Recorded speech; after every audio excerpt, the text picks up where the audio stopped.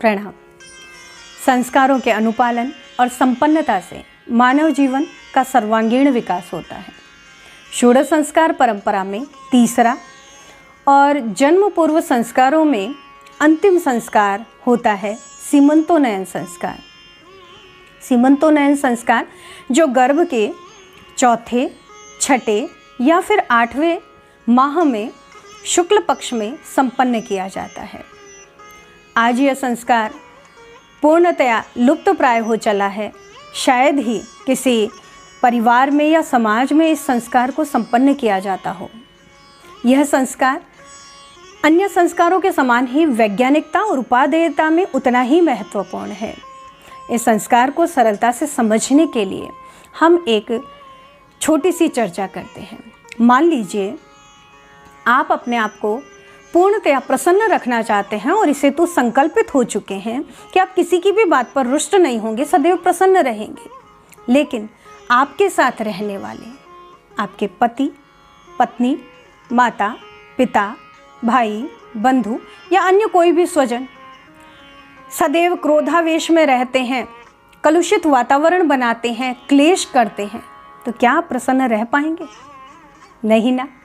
यही स्थिति स्पष्ट करता है हमारे समक्ष सीमंतोन्नयन संस्कार।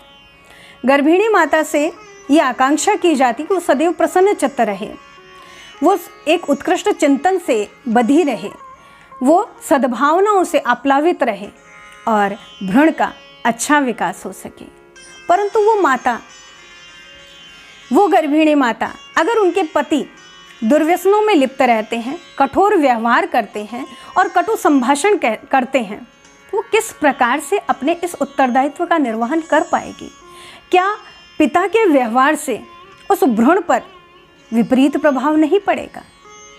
इसीलिए पिता का भी कर्तव्य बनता है कि वो गर्भिणी माता को प्रसन्न रखे, उनके साथ में सम्मान का, आदर का, स्नेह का, सहयोग का, परस्पर सौजन्य का व्यवहार रखें।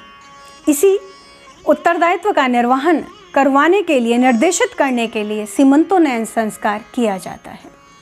सीमंतोन्नयन संस्कार भी यज्ञ की सन्निधि में ही संपन्न होता है। इस संस्कार में माता, पिता और सभी परिजन, कुटुंब की सभी वृद्ध महिलाएं इत्यादि को आमंत्रित किया जाता है। और इस यज्ञ में जो कर्मकांड किए जाते हैं वो बहुत महत्वपूर्ण प्रेरणाओं को लिए हुए होते हैं। सबसे पहला कर्मकांड जो इस संस्कार में किया जाता है, उस कर्मकांड को हम विशिष्ट आहुति कर्मकांड कहते हैं। विशिष्ट आहुतियों के लिए सर्वप्रथम चावल और मूंग, इसके साथ में तिल, इन तीनों से खिचड़ी बनाई जाती है। उस खिचड़ी में गाय का शुद्ध घृत डालकर एक बहुत ही सुंदर भगवान के लिए हविष्यान्न तैयार किया जाता है और फिर यज्ञ के अंदर मंत्रोच्चार पूर्वक प्रजापति और धात्री देवी को 7 आहुतियाँ प्रदान की जाती हैं। ये 7 विशिष्ट आहुतियाँ हमें ये निर्दिष्ट करती हैं कि प्रजापति जिस तरह से संपूर्ण सृष्टि का निर्माण करते हैं, उसे दिव्यता प्रदान करते हैं, उस तरह से माता पिता भी अपनी संतान को अपने व्यवहार से पूर्णतया दिव्यता प्रदान करने का प्रयास करेंगे। जिस तरह से धात्री देवी संपूर्ण धरित्री पर मनुष्यों को, जीवों को प्राण और पोषण देती है, वैसे ही माता पिता भी अपनी संतान के लिए चाहेंगे। और इन विशिष्ट आहुतियों के बाद में हमारा दूसरा कर्मकांड आता है इस संस्कार के भीतर, जिसे सीमांत संस्कार कहा जाता है। और इसी संस्कार के कारण, इसी कर्मकांड के कारण इस संस्कार का नाम सीमंतोन्नयन संस्कार पड़ा है।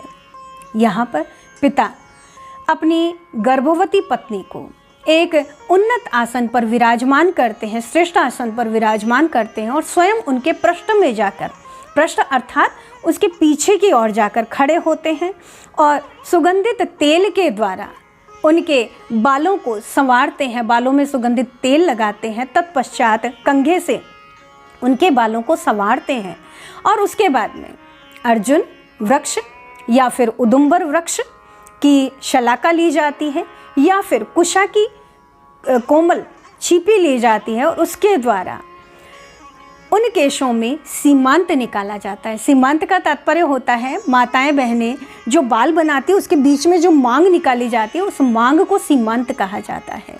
तो उसके शलाका के द्वारा सीमांत निकाला जाता है और बालों को संवारते हुए बहुत ही सुंदर तरीके से उन गर्भिणी माता की, भावी माता की, उनके पति वेणी बनाते हैं, जूड़ा बनाते हैं, उस पर पुष्प सजाते हैं और इस समय वीणा का गायन वादन वहाँ पर किया जाता है। वाद्य यंत्र बहुत सुमधुर धुन के साथ बजाए जाते हैं, सामगान किया जाता है, सामवेद के मंत्र पढ़े जाते हैं। तात्पर्य क्या है इस संस्कार का, इस कर्मकांड का, कि माता के साथ में पिता का बर्ताव वैसा ही हो जैसा कि इस कर्मकांड में दिखाया जा रहा है। गर्भिणी माता के साथ में पति जो उनके हैं वे बहुत ही प्रेम का, स्नेह का, आदर का, सम्मान का, सौहार्द का, सद्भाव का, परस्पर बहुत ही सुंदर बर्ताव करें कि गर्भिणी माता जो है वो प्रसन्न रह सके। और इस समय जो वाद्य यंत्र बजाए जा रहे हैं, जो सामगान गाया जा रहा है, उसका तात्पर्य कि चारों ओर परिवार में आह्लाद का, उत्साह का वातावरण बनाया जाए ताकि भ्रूण के रूप में पल रही संतान जो है उसका पोषण जो है वो दिव्यता के साथ में किया जा सके, उसका मानसिक और शारीरिक विकास बहुत उच्च स्तरीय रूप से हो सके। इस हेतु संस्कार में ये सीमांत संस्कार किया जाता है। फिर तीसरा कर्मकांड आता है। तीसरा कर्मकांड जो है इसे प्रतिबिंब देखना कहते हैं। अब यज्ञ के अंदर जो आहुतियों का क्रम है वो पूर्णता तक पहुंच चुका होता है, पूर्णाहुति हो चुकी होती है और पूर्णाहुति के बाद में वो जो खिचड़ी बची हुई है अविशान्य की, उस खिचड़ी के अंदर बीच में गड्ढा बनाकर गाय का गरम घृत उसमें भर दिया जाता है और उस पात्र को पति के हाथ में होता है। पति अपनी गर्भिणी स्त्री के समक्ष उस पात्र को लाते हैं और गर्भिणी माता जो है वो उस पात्र के अंदर उस घृत में प्रतिबिंब देखती है। पति पूछते हैं किम पश्यामि, माता कहती है, भावी माता कहती है प्रजाम पश्यामि, क्या देखा? प्रजा को देखा। प्रजा अर्थात अपनी संतान को देखा। तो माता पिता दोनों मिलकर अपनी संतान के भविष्य को, संतान को देखने का प्रयास करते हैं उस प्रतिबिंब के माध्यम से और सुंदर भावनाओं का निर्माण करते हैं। इस समय ये जो क्रिया की जा रही है, इस क्रिया के भीतर दोनों के साथ में समन्वित प्रयास, समन्वित सौहार्द, समन्वित सौजन्य की बात यहाँ पर की जा रही है कि माता पिता दोनों मिलकर दो नहीं बनते हैं बल्कि दोनों मिलकर एक ही व्यक्तित्व का निर्माण करते हैं। और इसके बाद में चौथा कर्मकांड, अंतिम कर्मकांड संस्कार का आता है जिसे आशीर्वचन कहा जाता है, जिसे शुभ मंगल कहा जाता है। इस कर्मकांड के माध्यम से यज्ञ इससे पहले संपन्न हो चुका होता है। गर्भिणी माता जो होती है उन्नत आसन पर उन्हें बिठाया जाता है। चारों ओर कुटुंब की सभी महिलाएं, वृद्ध महिलाएं इत्यादि बैठती हैं और सबके सब शुभ मंगल वचन उसे कहते हैं, आशीर्वचन कहते हैं। और माता उनके बीच में बैठकर वृद्ध महिला के द्वारा आशीर्वाद स्वरूप दिए गए यज्ञ भगवान के बचे हुए उस अविशान्य, उस खिचड़ी को देती हैं और बड़े प्रेम से माता दिव्य भाव के साथ में उसे प्रसाद रूप में ग्रहण करती हैं। यहाँ भावना वही जुड़ी हुई है कि माता जो भी भोजन ले उस भोजन को प्रसाद रूप में ग्रहण करे, उस भोजन को पहले यज्ञ को समर्पित किया जाए, उस भोजन को पहले बलि वैश्व के रूप में भगवान को समर्पित किया जाए और उसके बाद में उसे प्रसाद के रूप में, दिव्य भावनाओं के रूप में ग्रहण किया जाए। तो वो गर्भ में पल रही संतान को पुष्टि प्रदान करेगी, संतुष्टि प्रदान करेगी। और उस समय सभी जो महिलाएं हैं वे बहुत सुंदर वचन के द्वारा, स्नेह के द्वारा बहुत ही मृदु संभाषण वहाँ पर करती हैं कि गर्भिणी माता जो है वो आत्मिक रूप से संतुष्ट होती हैं, उनकी भावनाएं संतुष्ट होती हैं। ये कर्मकांड यहाँ पर प्रेरणा देता है माँ को संतुष्ट रखने के लिए।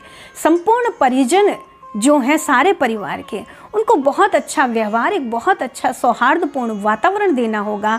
और घर की जो भी बड़ी महिलाएं हैं उनको गर्भिणी का विशेष ख्याल रखना होगा और उनको बहुत ही पौष्टिक भोजन करवाना होगा जिसमें स्निग्धता, घृत की मात्रा अधिक हो।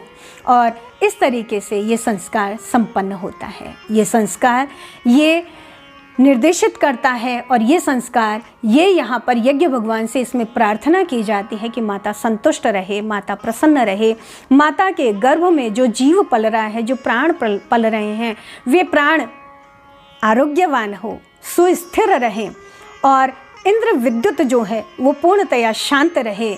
और इसके साथ ही संतान जो है दिव्य भावनाओं को, उदार चिंतन को माता से ग्रहण करे, श्रेष्ठता को ग्रहण करे और ये गर्भ बिल्कुल उसी तरह से शुक्ल पक्ष के चंद्रमा के समान दिन प्रतिदिन वृद्धि को प्राप्त हो, श्रेष्ठता को प्राप्त हो और फिर इस संसार के अंदर एक सुंदर भविष्य को लेकर जन्म ले।